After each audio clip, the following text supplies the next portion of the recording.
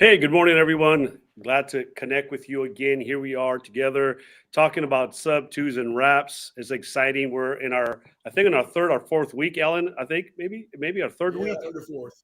Yeah, third or fourth. We've been talking about sub two wraps. We're connected with a lot of people across the country wanting to know more about how to buy creative deals. And it's so important that we understand the process, the opportunity that's available today in 2023. There's so many properties coming down this way.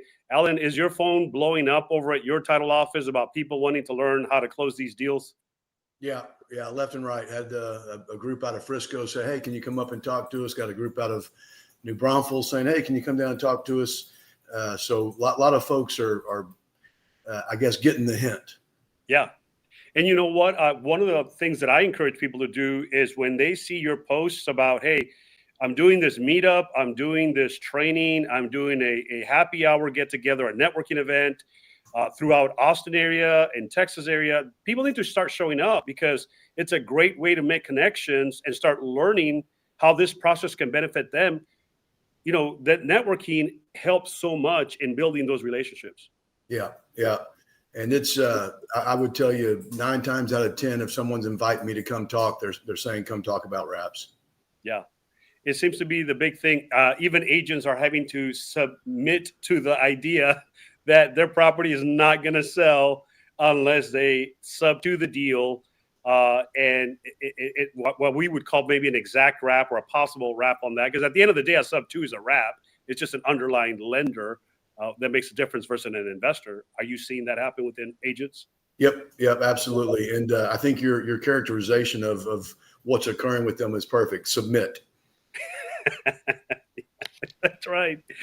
And when I meet the word in the strictest sense, because I can call 2 or 3 agents throughout the week and they're like, nope, not doing that. My seller doesn't want that. I'm like, you haven't even talked to him. I just mentioned it to you. How can you say no?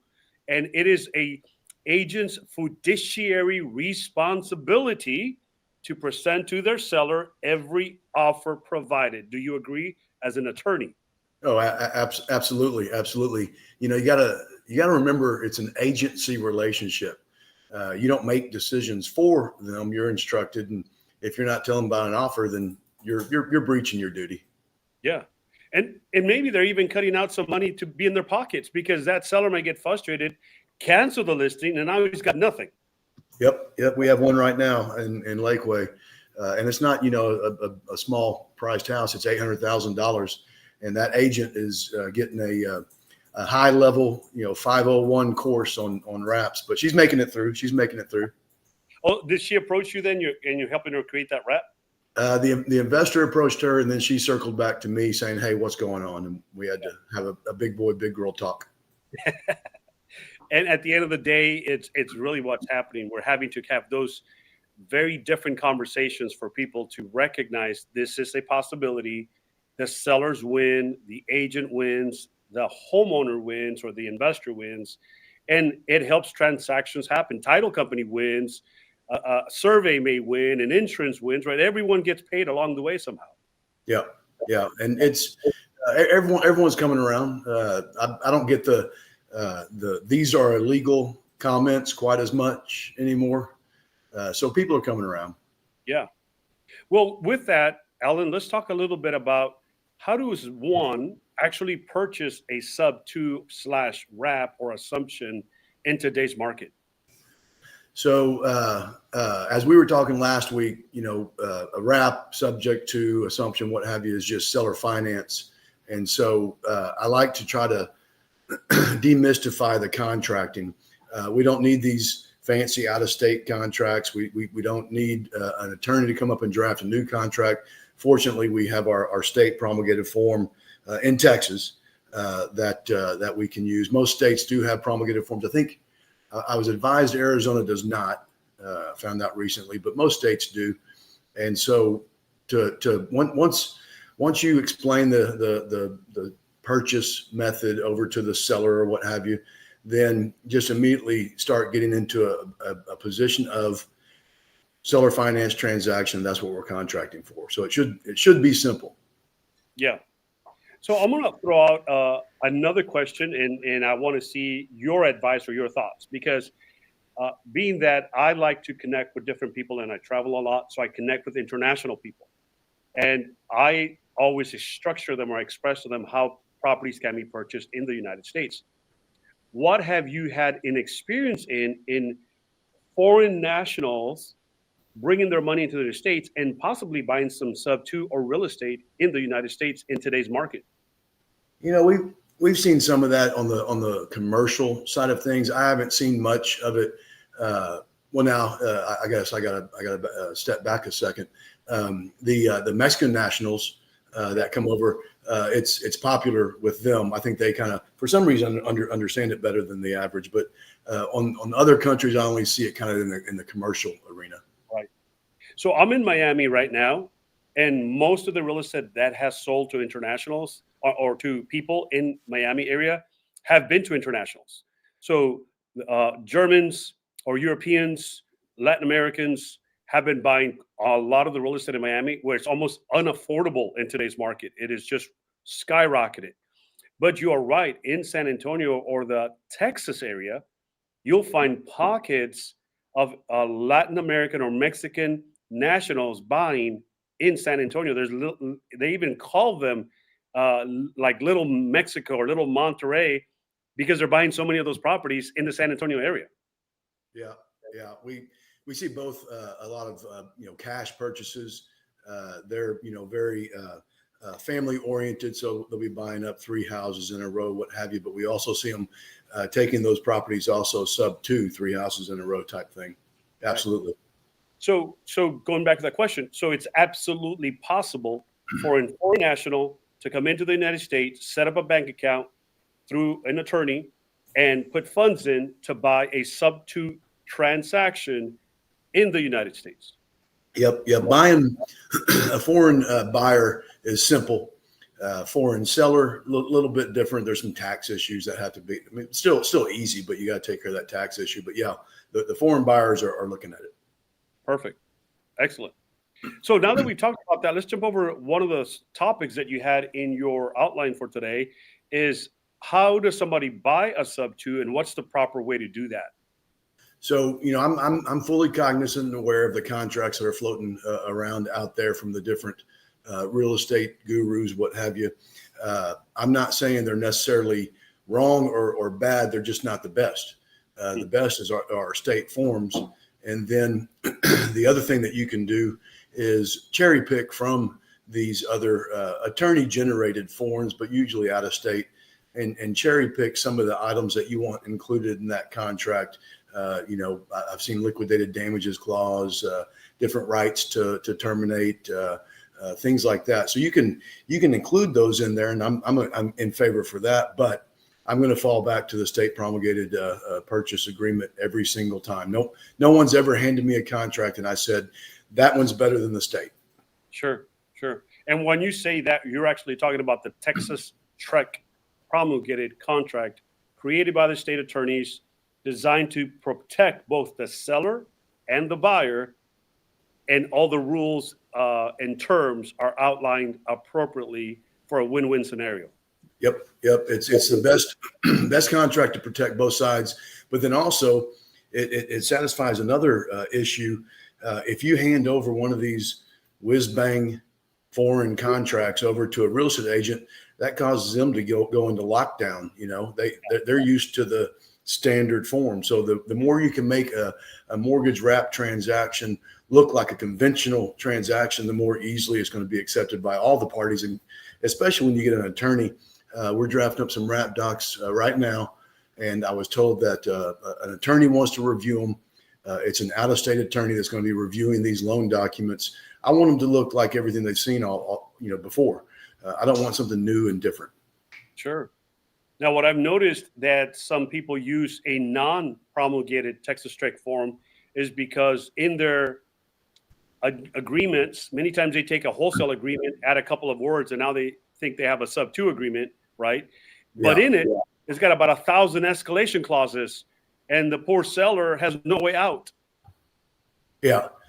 And the worst I saw was It was a SubTo contract. It got that point across, but it had a $50,000 liquidated damages clause against the seller if for some reason it didn't close.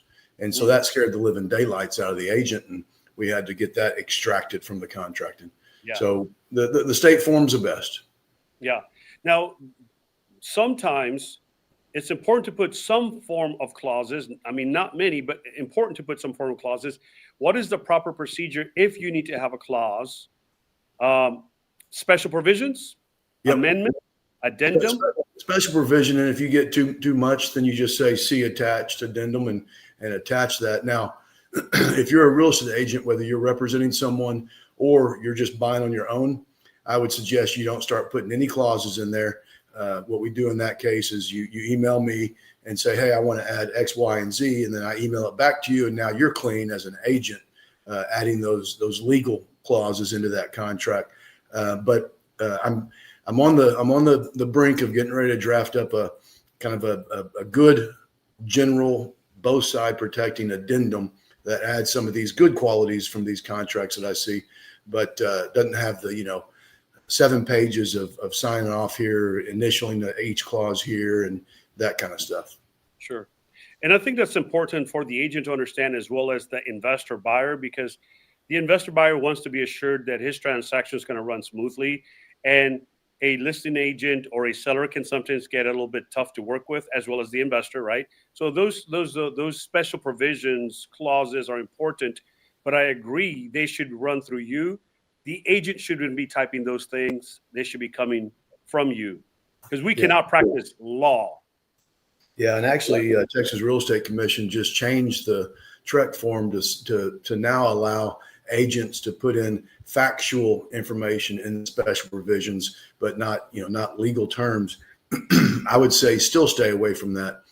If you're closing with the right title office and attorney-owned title office, all you do is say, hey, I want this in the special provisions, and then we send it out to you as if we generated that, and then you're protected. I call it risk shifting, and you want to stay away from anything that can be argued where you're putting some legal terms in there. Yeah. So that risk shift is simply of you creating the addendum yourself, and we just say, see addendum. Yep. That's excellent. That's great news to hear. All right, let's go to the next topic. A question that you may have here is on the seller financing addendum or an assumption addendum. So someone is buying SubTo, they're getting the Texas TREC contract. Obviously, if the seller is carrying some of it back, that falls into the seller finance portion, right? Maybe the down payment or some form of promissory note back to them. How do we decide which one we should be using and at what point? So on the SubTo side, if it's a subject to now, but if you remember, we talked before, subject to equals assumption. It's just actually non-qualified assumption. And so we're going to use that assumption addendum. The TREC assumption addendum has some items in there that I don't like. If I'm taking over a property that's in foreclosure, distressed seller, paragraphs A and B referred to a credit check on me. I take those out. And then also there's a vestige of back when these things were being done in the 80s. It talks about the fee for the assumption and then also getting lender approval. I take those two paragraphs out also. But other than that, we're just using that TREC form with those items deleted for the SubTo. Again, the exact wrap where we're purchasing the property for the amount that's owed on the mortgage. And then the other type of wrap, a bigger wrap around a smaller loan, bigger loan around a smaller loan. Then we're over there on the seller finance addendum. Got it. And so how does, what is the best procedure if an agent who is helping somebody put this under contract, what should they be doing? Obviously, because if this is new to them, how do they know what procedure to use at what point? So our system, it's kind of simple. I just tell folks, hey, you know how to put your name, the address of the property, who's paying for the survey, all this stuff. So fill out that form, fill out the TREC form as much as you can, and then send it over to us with what you're trying to accomplish. And then we'll take a look at it and see if anything needs to be added, deleted, what have you. So we're pretty quick at those reviews. We've got 4 people that can review them. So it doesn't slow anything down. May seem kind of labor intensive, but it's the best that we have so far, just because each transaction can be a little bit different than the other. Sure. Now, when there's an investor who's trying to buy something like this direct to seller, let's say there's no agent involved, and the investor is used to using his downloadable contract, and now we're suggesting for him to use a TREC contract. What are the rules and rights that investor is? Because we have investors in our SubTo community, in our creative deal maker community, in the Astro community, and other communities, and there may be a wholesaler, so they're transitioning, right? And so they're used to using their contracts. What legalities do they have or rights to use a TREC contract not being a licensed agent? So the TREC contract is free for everyone to use. It's not protected, but the TAR is. So don't jump over to the TAR as a non-agent and start using that. But the TREC contract, for some reason, they leave it open for all of us to use. If they ever change that, I suspect what's going to happen is you're going to have attorneys who draft up a purchase agreement that's going to be substantially similar to the TREC and then change with the TREC. We'll just copy that thing. Yeah. So that's that's the system. Get converted over. Don't use the other forms that you're getting from these groups. Again, they're not wrong. A really good example of a problem that it creates is it's more work for the title office. Again, that same thing. Real estate agents are used to the TREC 1 to 4. Well, escrow officers are too. And so you hand them this out-of-state form. They can get through it. It's just going to take longer. And your transaction is going to be possibly delayed because now they have to ask for the things that are missing, et cetera. So I can't overemphasize that it's important to use your state promulgated form when they're out there. Yeah. One of the things that I do, and I want to get your advice on it as well, we try to shoot out 5 to 7 offers a day, but we're not going to sit there and fill out a 16-page Texas TREC contract. So what we do is we submit a simple 1-page LOI. Some agents read it, respond. Some agents, oh, this is not an official offer. I need a Texas TREC promulgated offer. Otherwise, I will not present it to my seller. And I'm like, why does it matter if this is a negotiation stage? We're not there yet, but that's my point of view. Otherwise, I can't get enough contracts out there. Yeah. Well, we're just typing paper. What are some of your thoughts about that, about submitting LOIs and a procedure to get an agent involved to at least talk to you through the process? I don't. I'm trying to figure out if I'm lazy or efficient. I don't know which one, but I'm on the same page as you. It's far superior to see if we have a deal here possibly, and if we find out we have a deal, then okay, now let's go ahead and start filling out the binding contract. But an LOI, a letter of intent, going back and forth, is far superior than taking the time, filling that contract out. You're offering a SubTo purchase, and they're flat against it or can't. Some people can't sell SubTo. They need their mortgage paid off for one reason or another. Sure. So I agree 100% with you. And I also agree that you're going to find some pushback from some agents because they're taught, hey, don't negotiate over emails. Don't have non-binding agreements. Just get your contract. But the smarter ones will accept that LOI. Yeah. Because at the end of the day, if you submit a Texas TREC and they counter, it nullifies the first and original contract anyway. So you have to start all over again, and you're still in square one. You haven't gone anywhere. And the LOI eliminates so much administration time and energy, I think, on both sides. So when I train people and I coach people on SubTo, I said, just send out the darn LOI. If they want to play, great. If they don't want to play, get them on the phone and say, hey, dude, let's talk about this. Let's get this done. And if you're good with it, talk to your seller. Then we'll put it on paper. Now we actually have a binding contract. Otherwise, it's pointless. It saves waste too much time. Yeah. And then also, if we start getting too many scratch throughs and initialing and this, that, and the other, most of the times I'm going to say, oh, all right, good. Now we have our contract drafted up again, so it's clean. That's it. I mean, you run a title company. You realize that you don't want all of these scratches. You want something clean, pure, understandable, so there's never any course misdirection, right, on the close. That he said, she said, I didn't sign this, he signed this. It just makes everything messy. Yep. No, 100%. I have some investors that are listening in today, and they're trying to understand why should I choose to move into buying SubTo properties as a financial investment for myself? I would say the answer is, I guess, twofold. you're using OPM, OPC, other people's credit, but you're capped on the number of loans that you can get under your control. And I should look it up. I forget if it's 7 or 10, but I don't care if it's 10. That's still not enough. I want dozens and dozens and dozens of SubTo contracts over the year, and then continue the next year and next year and next year. So it opens up your ability to have dozens, if not hundreds, of mortgages under your control, and it's not your credit that's being hit each time. And there is in the event of a DEFCON 1 situation where everything explodes and these things all turn upside down, it's not your credit that's going to be hit, even when they're foreclosed on or what have you.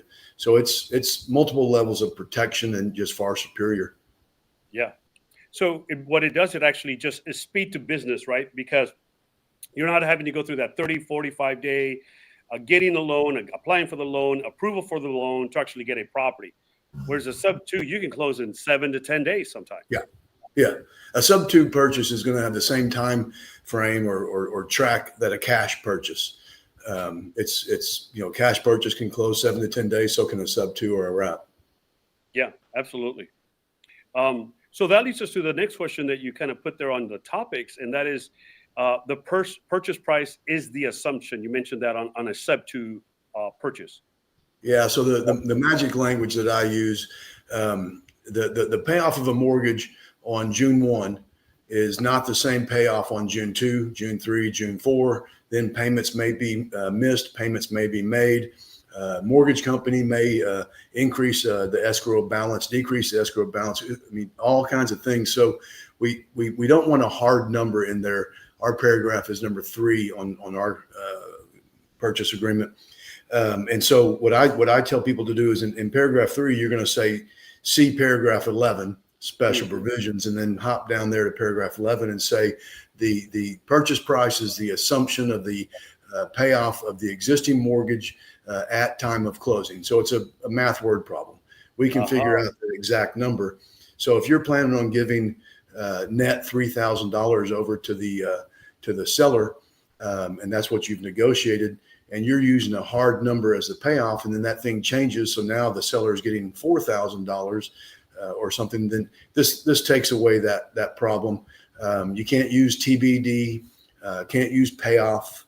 I have seen payoff at time of closing, which we could probably argue that one, but the magic language is the purchase price equals the assumption of the outstanding mortgage at time of closing. And so this has to be placed in special provisions? Yeah. Got it. Okay. So if the seller wants, let's say, 10,000 cash down, that'll be your cash portion on the purchase price? I don't even put that up there. So that magic language, that little phrase that I put, the purchase price equals assumption of the payoff amount of the existing mortgage at time of closing plus 10,000 net to seller. Got it. Keep it all in the special provisions. I do. So purchase price paragraph stays empty the entire time. It just says see paragraph 11. See paragraph 11. Got it. Okay. So we want to keep 2 things separate here. Number 1, the actual exact purchase. If you're buying it as a SubTo, you're buying an exact wrap in a sense. And then whatever you choose to decide to pay to the seller as a second portion of the price, both under special provisions. Yeah. And then you can even include, we've got these hybrid things going on right now, which I kind of don't like, but you can even include, assumption amount, and then, $40,000 seller finance carryback at, 4% for 6 years, whatever, put those terms in there. You can also put them on a seller finance addendum if you want to. Either works for us in terms of law and title. So you can do either way, but we are seeing more of these hybrids. I will admit that they're useful if you're going to sell one of the 2 notes at any point in time to have those separated. If you're not selling those notes, you don't really need that hybrid. And we can talk about that if you want to and drill down. But I don't like the hybrid. So I do want to talk about that because I know that has become more and more part of the creative finance structure for people to actually take down those SubTos quickly, right? So let's say a seller has 80,000 equity. He's willing to take $10,000 cash. and the assumption is $240,000 straight to the bank. So now you got three different numbers. So that $80,000 hybrid promissory note back to the seller on a 480 months at 5% interest. So you're saying don't add that to the special provisions, keep it as a seller finance, or do something else in a written format. So a hybrid is the dissecting of a wrap. So I'm going to purchase this. I'm trying to remember your numbers. If we had 80 and 240, so that's $320,000 property. I'm trying to purchase this, and I'm only bringing 10,000 down. That means I have a $310,000 note that can go and wrap around that. Yep. But they're dissecting it. They're taking the 240 as a SubTo, and then the other equity portion as another note. And you don't need to. It could just be the $310,000 wrap note, and then you can make the payments equate what you're willing to pay for that SubTo portion plus the equity portion, and so get it back into a mortgage wrap. What I'm doing now is if they don't need the two separate notes, I've got my SubTo note, and inside my SubTo note, I talk about the seller finance aspect of it, and that way you're reducing your closing cost. You don't have two notes. You don't have two deeds of trust. It decreases your recording fees, and it's more efficient. You don't now have three liens. You just have the two liens, the underlying lien and the new lien. So it's more efficient to get back to a wrap. But I understand. I don't think I'm going to be able to fight that wave that's coming.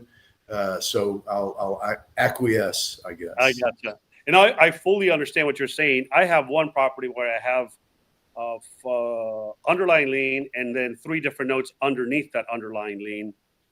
And the reason I did it, or the way that I see it, is number one, if I ever want to sell the note at 70% of the ARV, I can sell the note. So that's one exit strategy if I ever need to. The second way is if you ever get the note due, you only have to worry about the 240, not the 320. Right? So that's the second note way. The third way is I have these other two notes as fully cash flowing direct to me, not to the lender, tied to the lender in any possible way. So if I ever want to sell note 2 or note 3 or note 4, I can sell those individually and take a cash loss, but still get rid of them if I ever need to. So that's my perspective of doing that. 100% agree. If there's a contemplation of the sale of a note, either like you're talking about the wrapped note portion, the SubTo portion, or your cash flowing portion, then 100% agree. Need two notes and two deeds of trust on that so you can sell and assign and transfer. But the majority of these hybrids are the investors coming in and kind of mixing up a wrap versus a SubTo and seller finance carryback. And so whenever I see them, I try to mash them back together if possible, and save them some money and have a more efficient transaction. Gotcha. But so help me understand what you're saying. They're mashing them up on that. So let's say I've got my $240,000 portion that we're taking SubTo, and then I'm going to sign a $70,000 seller finance carryback, and I'm paying them 0% interest, so $700 a month for X number of months. What I would do is take my $240,000 amount that's owed, let's call it $2,400, add the $700, so now I owe $3,100. I just create a new note that has that $3,100 payment for that entire $310,000. And that's the way it was supposed to be. It's just, and it's confusing. I mean, it's not simple. I sleep, eat, and dream these things. So, but mashing that back into a $310,000 note that has the exact same two payments embedded in there will decrease your cost and make it more efficient. I see. But sometimes we can't. Yeah. You're talking about the money flow in and out, and then just to start up the system, it just more influx of funds out of your pocket. So I understand that. Yeah, and I just get my amortization table. I put in what I want my payment to be. I put in the promissory note amount, and then I just start messing with the interest until I get the correct interest to create that payment that I'm in agreement to. Absolutely. You're working backwards, obviously. It makes it real simple. Yeah. Yep. Reverse engineer the system. Yeah. Yeah. So let me ask you an important topic. So I've been talking to some international delegates that I have today here in Miami, and I was telling them about subject to transactions. Now, they're very sharp litigators themselves. They're finance people. They're HR people. And I was explaining to them, this is how you buy a property called subject to transaction. Well, it kind of blows their mind because they've never heard such a thing, right? So help me, for anybody listening, maybe they're an investor in the United States, maybe they're a new person listening on to this type of transaction. Can you really make money? Let's say I buy a property SubTo, give the seller $10,000. Can I really sell that thing as a seller finance wrap note and get money down? If I'm asking 30,000 down, but I got into it for 10, am I really going to make $20,000 out of this thing? Yeah. Yeah. No, absolutely. Absolutely. And it's the only thing that I do now. I tried my hand at fix and flips, but didn't have that knack. And so we usually carry anywhere between 10 and 20 properties or so. And they're cash flowing anywhere between $200 and $1,100 per month. And within each of those, there's embedded equity in there. Sometimes it's low, kind of like you were saying, about 20, 30,000. And then sometimes it's higher. Like I have one right now where I've got $120,000 embedded equity in there. And I put a balloon on that one. So she's supposed to be paying that off here real soon. So, I mean, can you make money? Yeah, tons of money. Just, doing it right. If it's onesie, twosie, then you've got that embedded equity cash flow of $300-400 a month. It's better than a poke in the eye. But whenever you start having dozens and dozens of these things, now you're talking about some passive dollars coming in the mailbox. Absolutely. And the other question they asked us, can you really make that money back in 30 to 60 days? I mean, is this actually feasible? Because a bank, you put your $30,000 in a bank at 0% interest, you're going to get zero money back. Or you put it in a savings account and you're lucky if you get 2 to 3% back on that savings account. And it's going to take you years to make any money back on that. Can you actually put $10,000, make 30,000 or make 20,000 because you sold it for 30 in less than 30, 60, or even 90 days? Yeah. So I usually don't close mine simultaneous, meaning I don't have my end buyer. Right. The most mortgage payments I've ever made are 2 mortgage payments. So it took me about 60 days to find and close an end buyer. And my end buyer is always purchasing above fair market value and above what I bought it at. So, I mean, not only is there equity in and of itself in there, but we're also creating equity by finding the correct buyer, paying more for that property. And so I've never not closed on a property and not been in the black inside 6 months. Yeah, absolutely. And the reason being is because the market of buyers buying homes on a wrap or seller financing is huge. Yeah. And banks are missing the opportunity because they reject them. They're cash rich, but credit poor. So bank won't work with them. Am I correct in saying that? Yep. Yeah. We have, both situations. We have folks that for some reason or another can't qualify for the conventional, but we also now have a lot of folks who don't want to get that 8% note. And so you offer your note at 6.5%. Well, you're now better than the market. And that's what we have going now is we have sellers who want to sell their house and monetize their 3.25 interest rate.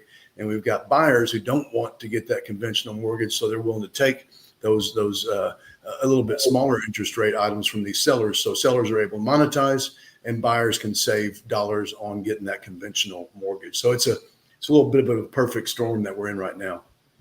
And I'm glad you brought that up, Ellen, because the other questions, some of my investors that I'm working with asked me, why would a seller in their right mind sell you their house seller finance? Why would they want to do that? It doesn't make any sense. Like that one I was referencing in Lakeway right now. They need out. Their job isn't here in Texas anymore. They need to head up northeast, and they're not getting a conventional buyer. They threw that property on seller finance, and they had 5 offers in one day. Yeah. So that's why a seller will do it. They're able to sell quicker and for more dollars over to this seller finance buyer. So like I said, it's a win-win right now. And it almost looks like the market is primed and ready for this. And how many transactions are you seeing a month in your title law office? Just purely SubTo transactions. Just our one little bitty office probably is anywhere between 30 on a low end and 50 on a high end every month, and that's just one office. Yeah, just one office, and still the market is huge. Yeah, thousands and thousands of wrap closings are occurring every month in Texas. So an investor can put money into this. A private person could. Let's say I'm a doctor. I want to get into investing. I got money in my Roth IRA, in my QRP, in a savings account. It's doing a whole lot of nothing there. A doctor, a nurse, a teacher, an investor, a real estate agent themselves. Can anybody do this, or is this some certification, some licensure? What do they need? What's the qualifications for anybody to buy a SubTo property, wrap it, and turn it into a business? I would say the only thing that's needed is a good agent that knows how to do these things. Yep. And now that I say that, a medium agent that sort of knows how to do them, that knows where to go to get them closed, can be the same thing. And it's funny you mentioned doctors. We have one real estate agent, an investor himself, represents a number of folks in the medical profession, and he's instructing them how to buy SubTo, and so they close SubTo all the time.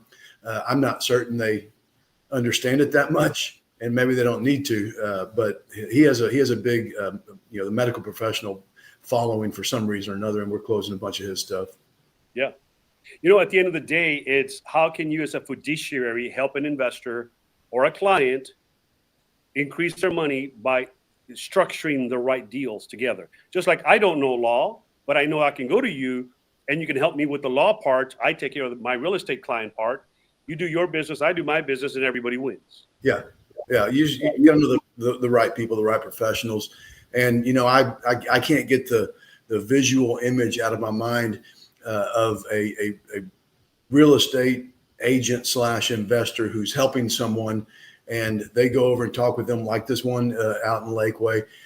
If the agent didn't have that arrow that they pull out and start putting in their bow and say, hey, we can do this via SubTo, and you don't have to go to short sale. That's value add for that seller, and it also allows that agent to have a quicker transaction. Short sales are hellish and not always successful. So the fact that and it wasn't the agent on that one, it wasn't the agent. Another investor agent came and said, hey, we can purchase this property if it's SubTo, and started educating that new agent. So now she has that arrow in the back to pull out and start using. But you need that arrow.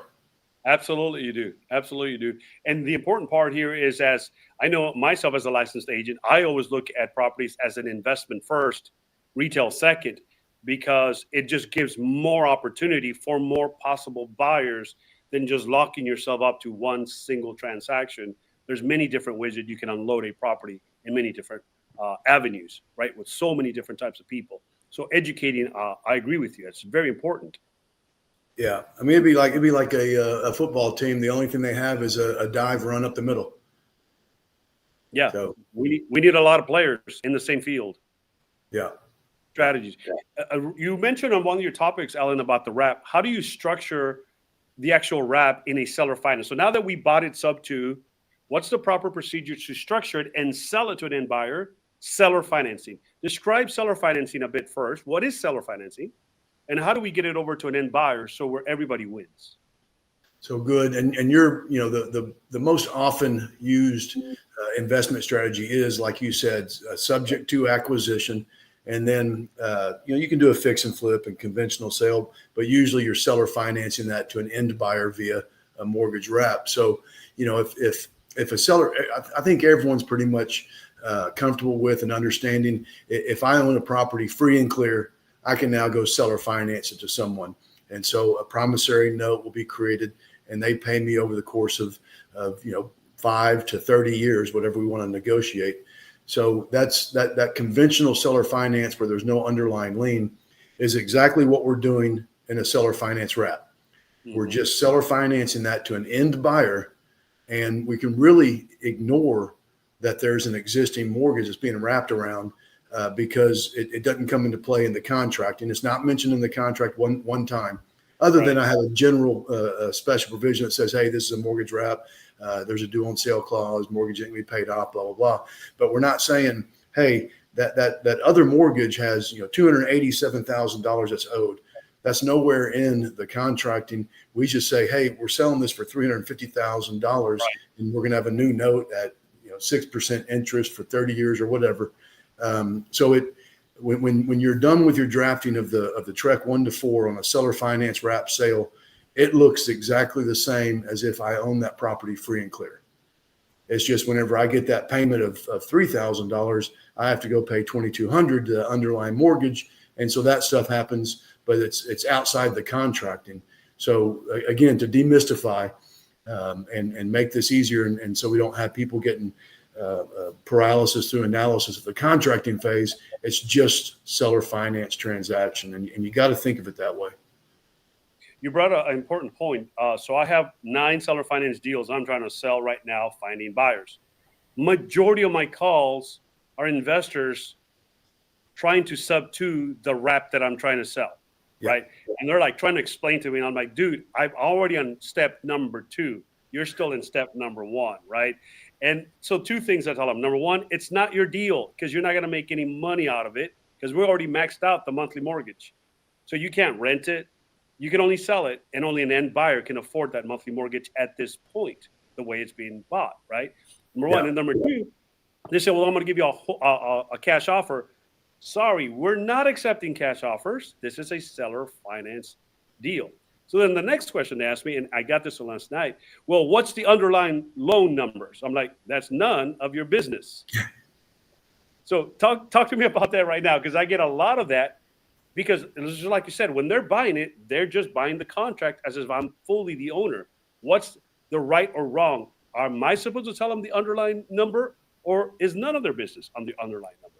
It's 100% none of their business. Yep. If they were taking it SubTo, then yes. Now, in my documents, seller finance wrap loan documents, there is going to be a mention in there, a disclosure of, hey, there's another mortgage, and the payoff of that mortgage estimated at time of closing is X dollars. But that's really just a disclosure thing to protect everyone, so someone doesn't say, hey, I didn't know there was an underlying mortgage, because I'm putting that notice in my documents close to 20 times. So it will be in there, but not at the contracting phase, not the negotiating phase. It's ignored. It doesn't matter. It's 100% irrelevant to them as to what you're going to cash flow. Exactly. So on the buying side, the SubTo, I'm with the seller. We're signing a 5.016 form, Texas property code. When I'm selling the property on a wrap, that 5.016 is not part of the documentation. No. On the sell side, it is. On the sell side, it is. That's where they see that number. Yeah. So, and this is to an end buyer. Right. If it was an investor, I'd have to look at that. If it's an entity, might not even need it then. But your 5016 is to in fact do, like I was just talking about, notice them that there is an underlying mortgage there, and they can't come and argue that, hey, you tricked me, you didn't tell me about this. So that's what that disclosure is for. But and now it's required 7 days before closing, so they will get that information on a seller finance wrap type transaction. Got it. So that leads us over to disclosures, right? The right disclosures that we should be disclosing both to the SubTo side as well as the wrap side on the end buyer. What should we be looking at, Alan? So you've got a host of disclosures. The 5016, like you were talking about, takes care of it, and that one's easy. It's just a form in the Texas Property Code 5.016. They listed out exactly all that's needed for that. So it's nothing that we need to try to interpret as to what they're wanting. It's laid out 100%. And then I have my own disclosures that I do.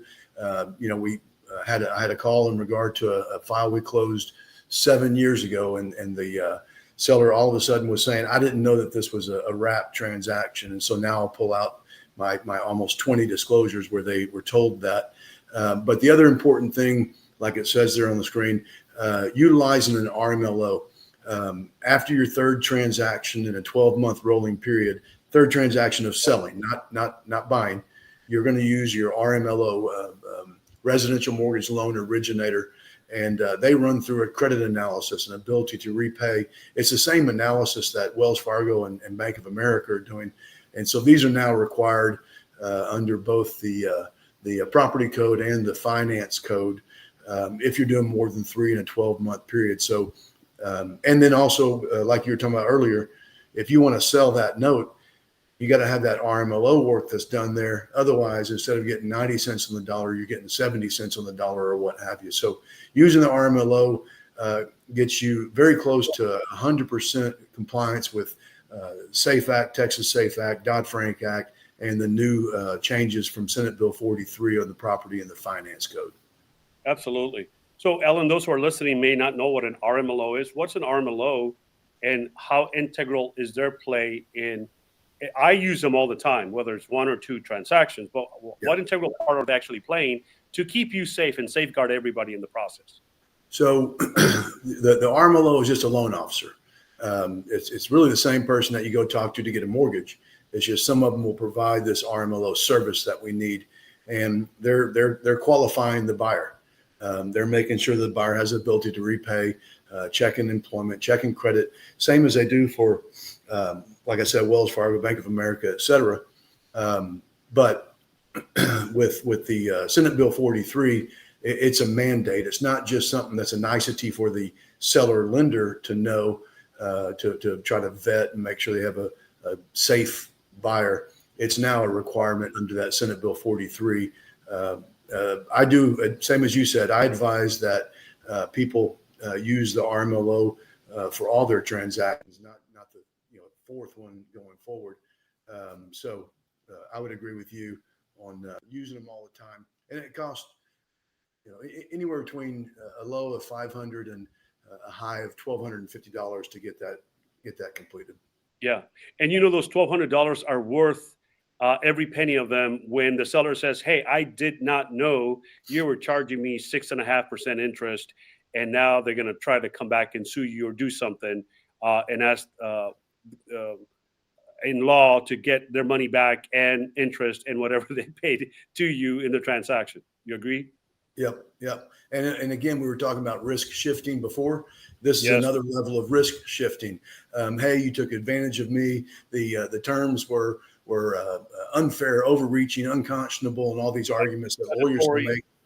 Yeah, exactly. So you shift that over to the RMLO and say, no, we think we're okay, but fortunately, you can go talk with the RMLO in regard to that. Yeah, absolutely.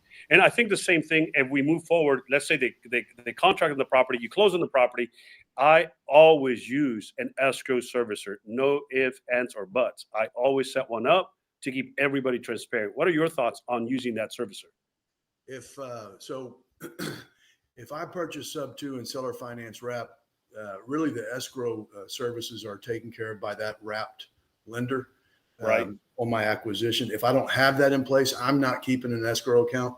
I don't want to make sure that I'm not keeping too much money in there, making sure I'm not doing something wrong under the rules, regulations, what have you. So I get that third-party loan servicing company to go and handle all of that for me. And then they can also do a bunch of other stuff. They can send a notice of default if that occurs. If someone wants a payoff, they can run those numbers. So they have a host of other helpful items. Let me know whenever there is a missing payment. I don't have to watch for those things to hit my account, et cetera. So third-party loan servicing company is important. And then if let's say you're a middleman on a seller finance wrap between an end user seller and end user buyer, absolutely want to use that third-party loan servicing company, because if you're not using it, if those parties aren't using it, then you become that loan servicer. They're coming to you to ask questions, and we don't want that. No, you do not want that, because you will forget at one point to submit a payment, send a statement, and that starts a whole ball of wrong chain reactions as well.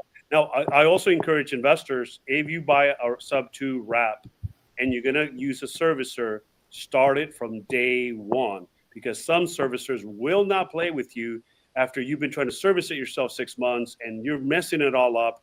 they're not willing to take the risk because they're the ones who are going to get sued for your mistake. Now, some won't, some will, but most of them that I have found will not. Yeah. Start. You say start from day one. I'll say start from day -3. Fill out all the paperwork. Don't wait to time of closing. The escrow officer can't help you with that paperwork.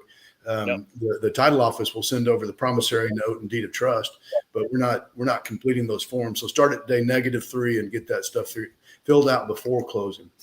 Agreed. Fill out all that paperwork, get it over to the title the title company. Let them start seeing how this payment's going to transact so that everybody's playing the same game at the same time. Because at the day of closing, they may have to show up with the first monthly check or some form of down payment.